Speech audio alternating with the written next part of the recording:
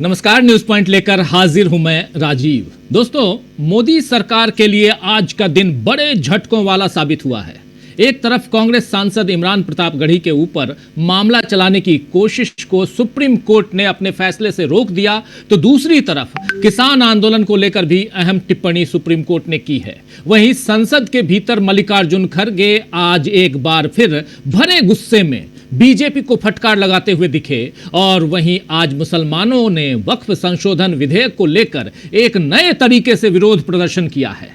इन सब के बीच मणिपुर से आए अलग अलग तबकों के प्रतिनिधियों के एक दल ने आज संसद भवन में राहुल गांधी से मुलाकात की और आईसीआईसीआई बैंक के कर्मियों के एक दल ने भी अपने ऊपर हो रहे अन्याय की पीड़ा राहुल गांधी से साझा की है, राहुल गांधी को सुनाई है।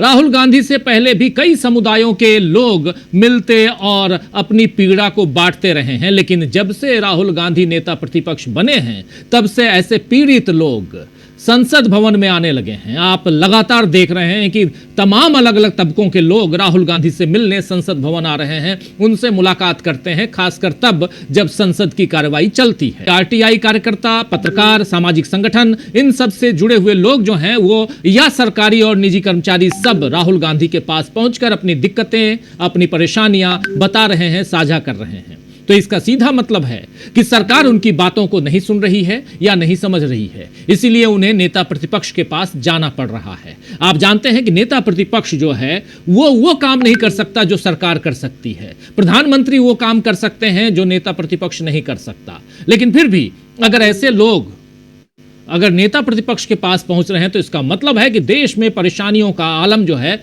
वो बहुत ज्यादा यानी बढ़ चुका है। इसका एक मतलब यह भी है कि मोदी उनके भारत में जिस खुशहाली, विकास, समृद्धि का दावा करते रहे हैं उनमें कोई सच्चाई नहीं है। अगर सब कुछ अच्छा होता तो लोगों को यूं संसद के चक्कर नहीं लगाने पड़ते। आज शायर इमरान प्रतापगढ़ी ने भी यही बताया है कि जब एक सांसद को उत्पीड़न झेलना पड़ सकता है तो फिर आम आदमी की बिसात ही क्या है। आइए जरा सुन लीजिए इमरान प्रतापगढ़ी इसी मसले पर क्या कुछ। इमरान प्रतापगढ़ी माननीय उच्चतम न्यायालय यानी सर्वोच्च न्यायालय या सुप्रीम कोर्ट का शुक्रिया अदा कर रहे हैं। सुप्रीम कोर्ट ने साफ कहा है कि आपको किसी की बात अच्छी न लगे फिर भी अभिव्यक्ति की स्वतंत्रता का सम्मान किया जाना चाहिए। दोस्तों, अभी कुणाल कामरा का मामला चल रहा है और कुणाल कामरा वाले मामले में हमने यही देखा कि कैसे उनके व्यंग्य से सरकार ने विफर कर प्रतिक्रिया दी है। महाराष्ट्र की बात कर रहा हूं, एकनाथ शिंदे और उनके लोगों ने कैसे तोड़फोड़ की। एक तरफ संविधान के तहत दिए अधिकार हैं और दूसरी तरफ मोदी उन अधिकारों को कुचलने को तैयार हैं। लेकिन कांग्रेस के रहते ऐसा नहीं हो पा रहा है। आज मल्लिकार्जुन खड़गे ने एक बार फिर संसद में दहाड़ते हुए सरकार को चेतावनी दे दी है। आइए जरा मल्लिकार्जुन खड़गे को सुनते हैं कांग्रेस पार्टी कैसे यहां एक दबाव की राजनीति, एक प्रेशर पॉलिटिक्स जो जरूरी भी है, बहुत जरूरी है। सत्ता पक्ष के ऊपर अगर यह न रहे तो सत्ता पक्ष तानाशाही की ओर बढ़ जाता है। आप सब अच्छी तरह से जानते हैं तानाशाही की शुरुआत कहां से होती है। लेकिन पहले सुनिए मल्लिकार्जुन खड़गे को। मैं वाद विवाद में नहीं पढ़ना चाहता हूं, लेकिन मैंने पहले ही कहा, आप जो बातें कही राणा संगा के बारे में, राणा प्रताप जी के बारे में जो बातें कही और देश के अन्य भागों में भी जो देश के लिए लड़े मरे, अपना जान दिए, उन सबका हम सम्मान करते हैं। ये बात मैंने कही और आपने जो कही उसको मैं सेकंड किया। इनको क्या आपत्ति है उसका? दूसरी बात मैंने ये कहा कि कोई बात का आपको और उनमें इतिहासकार आपके और उनके अगर है, उनमें मतभेद है तो आप जुड़ा। इसका मतलब ये नहीं किसी का घर जलाओ, किसी के घर के ऊपर बुलडोजर लगाओ, किसी को ये करो, किसी के बच्चों को मारो। तो ये बात मैं नहीं मानता। संविधान इसका परमिशन नहीं देता और संविधान जब परमिशन नहीं है ये बातें यहाँ लाना ठीक नहीं है। इसीलिए मैं आपसे अपील करता हूँ उनको कम से कम इतिहास पढ़ के और उन्हें जो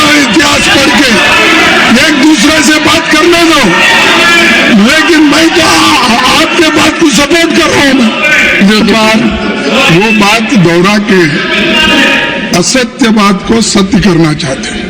मैंने तो आपको बोला नहीं कि आपका समर्थन करता, आप जो बोले स्टेटमेंट उसका मैं था, लेकिन मैं ये कहा कोई भी सदस्य हो, चाहे वो दलित हो, स्वर्णी हो, दूसरा कोई भी हो, लेकिन क्या आप कानून अपने हाथ में लेके उस सदस्य का घर बर्बाद कर सकते हो? और एमपी की सुरक्षा होना चाहिए, ये मुद्दा है। कोई भी रहे, एमपी की सुरक्षा होना चाहिए। तो सुन रहे थे आप यहाँ साफ साफ मल्लिकार्जुन खड़गे अपनी बात रख रहे थे और कैसे यहाँ अधिकारों का हनन हो रहा है। विरोध का अधिकार या अपनी बात कहने का अधिकार सबको है।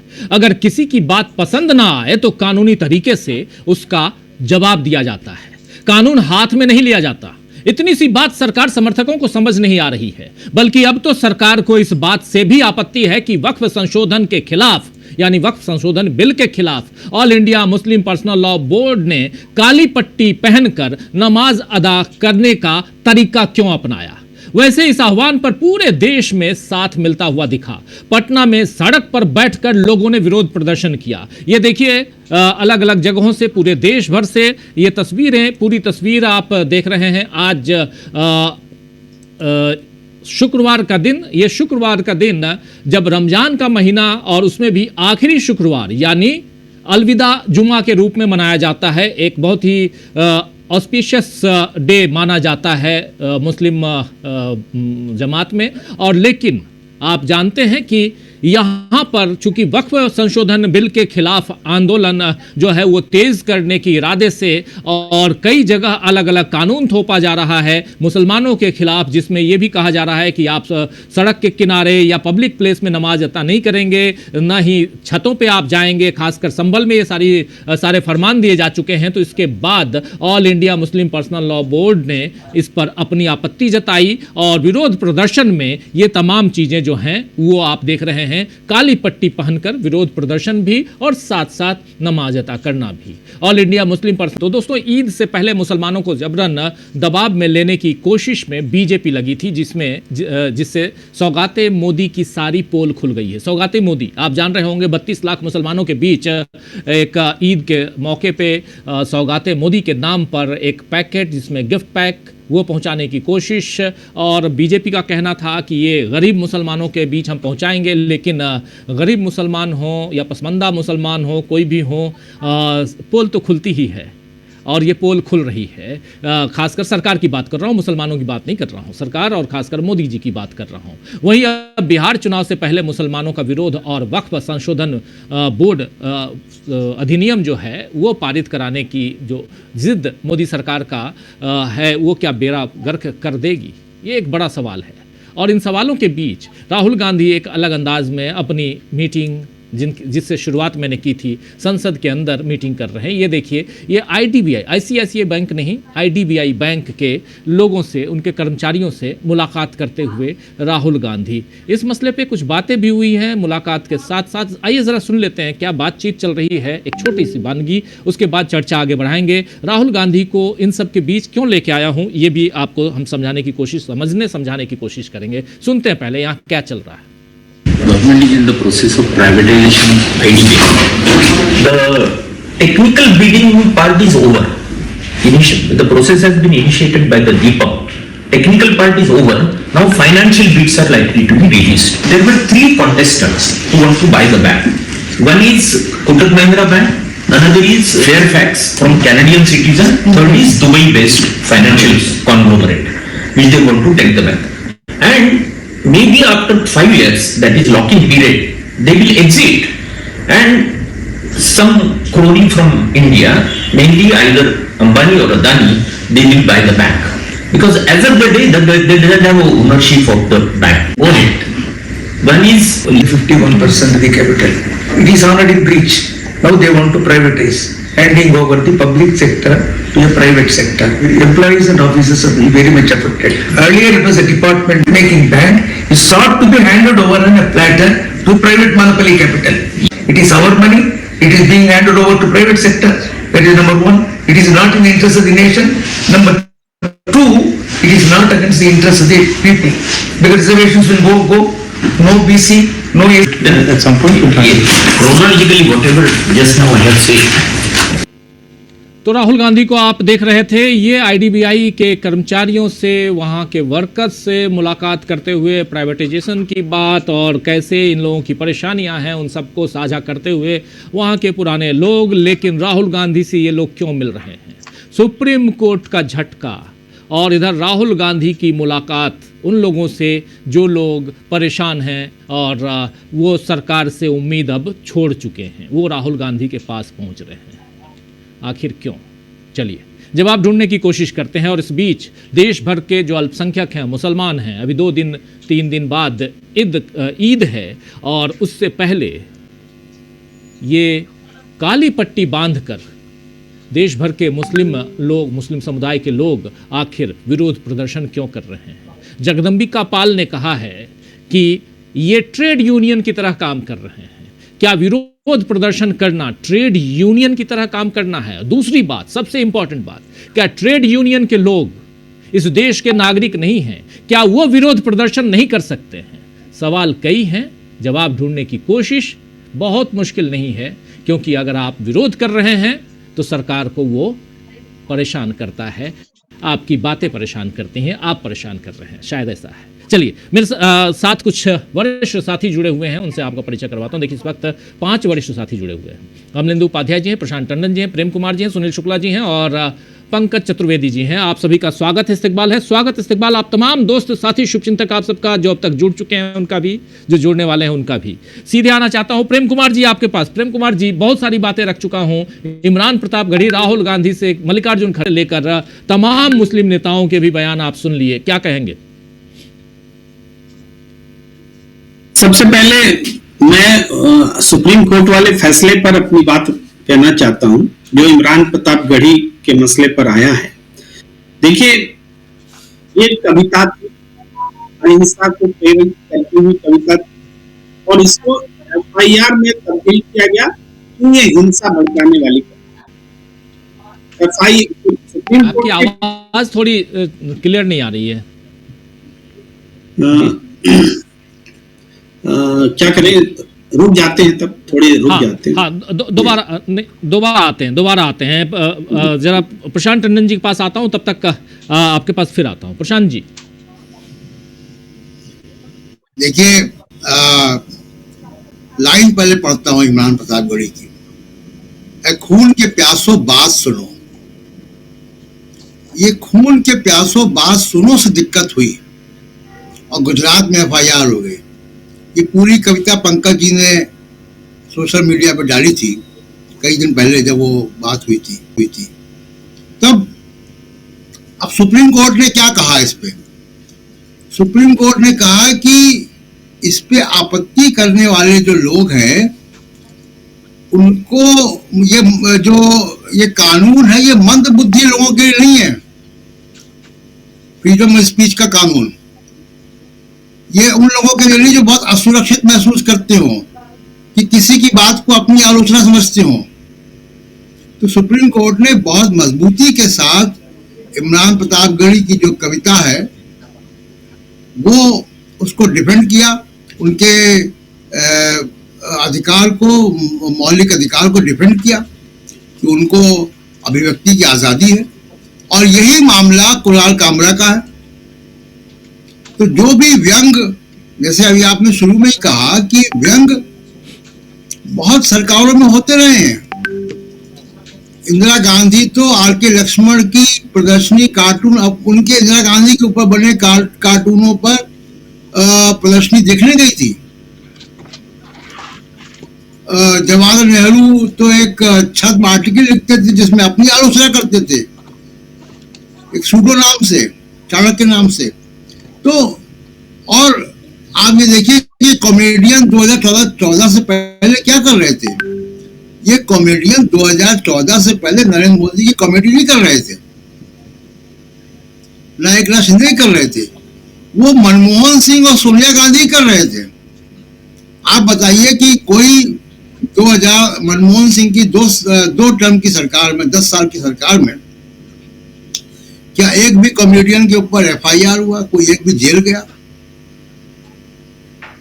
तो ये तो सत्ता के खिलाफ जो सत्ता में होगा, कॉमेडियन उसी को टारगेट करते हैं। सत्ता के पक्ष में बात रखने वाले लोग तो ये गोदी मीडिया कहलाते हैं। जो अभी जिसके पास कोई कला है, जिसके पास कोई हुनर है, जिसको अभिव्यक्त करना आता है अपने आप को, जो कविता लिख सकता है, जो शायरी लिख सकता है, वो हमेशा ताकतवर के खिलाफ ही शायरी लिखेगा। सत्ता के पक्ष में कविताएं लिखने वालों को तो इतिहास में भाण कहा गया है। तो ये गोदी मीडिया का काम है। तो सुप्रीम कोर्ट ने जो झटका दिया है इनको, तो अब इसका इम्पैक्ट क्या होगा? सीधा पहली बात, गुजरात का मामला। और कोई भी हमारा दर्शक इस बात को समझ सकता है, जितने लोग भी देख रहे हैं, कि अगर इमरान प्रतापगढ़ी की कविता में ये अल्फाज आ रहे हैं, खून के प्यासों बात सुनो, तो वो किसके लिए कही गई होगी? और क्यों गुजरात पुलिस इतना उतावली हो गई और FIR कर दिया? तो सुप्रीम कोर्ट से जो दिक्कत आ रही है, इसीलिए आप देखिए कि जो जज का मामला, जस्टिस वर्मा का मामला, उनके घर जो कैश मिला और आग लगी उनके घर में और बोलों में नोट मिले, वो पूरा मामला उनके ऊपर ना जाकर उनकी इंक्वायरी की, किस मामले में पैसा मिला, किसने दिया है, पैसा कहाँ था, कैसे आया, आके उसकी जगह सुप्रीम कोर्ट के कॉलेजियम सिस्टम पे हमला हो रहा है। और इसकी अगुवाई कर रहे हैं जगदीप धनखड़, उपराष्ट्रपति और सभापति राज्यसभा के। तो बेसिकली इंस्टीट्यूशंस को दबा के रखना है, सारे इंस्टीट्यूशंस को दबा के रखना है। कोई भी विरोध का स्वर कहीं भी उभरे ही ना। लेकिन विरोध के स्वर तो उभर रहे हैं, इनके अपने कैबिनेट में उभर रहे हैं। जब मेरठ के पुलिस अधिकारी ने सड़क पर नमाज पढ़ने पर कहा कि हम पासपोर्ट कैंसिल कर देंगे, तो जयंत चौधरी का बयान आया कि वो ये तानाशाही फैसला है, ये उन्होंने कहा जी। तो विरोध के स्वर तो उभरेंगे। और पुलिस को अब ये सुप्रीम कोर्ट के फैसले से सबक लेना चाहिए कि आप बीजेपी के कार्यकर्ता नहीं हैं। और मेरठ में जिस पुलिस वाले ने किया है काम कि वो पासपोर्ट को कैंसिल कर रहे हैं, उनको मालूम होना चाहिए कि पासपोर्ट पुलिस इशू नहीं करती है। और पासपोर्ट, और उनको पढ़ना चाहिए मेनका गांधी का, सुप्रीम कोर्ट का जजमेंट मेनका गांधी पर, वो पासपोर्ट के मसले पर था, जिसमें सुप्रीम कोर्ट ने आर्टिकल 21 को डिफाइन किया है जी। तो बहुत सारे मामले हैं जिसमें कि ये फंसे हुए हैं। और दूसरी बात देखिए, जो अपोजिशन ने बात उठाई है कि जो अमेरिका टैरिफ लगा रहा है, उस पर आपकी क्या प्रतिक्रिया है?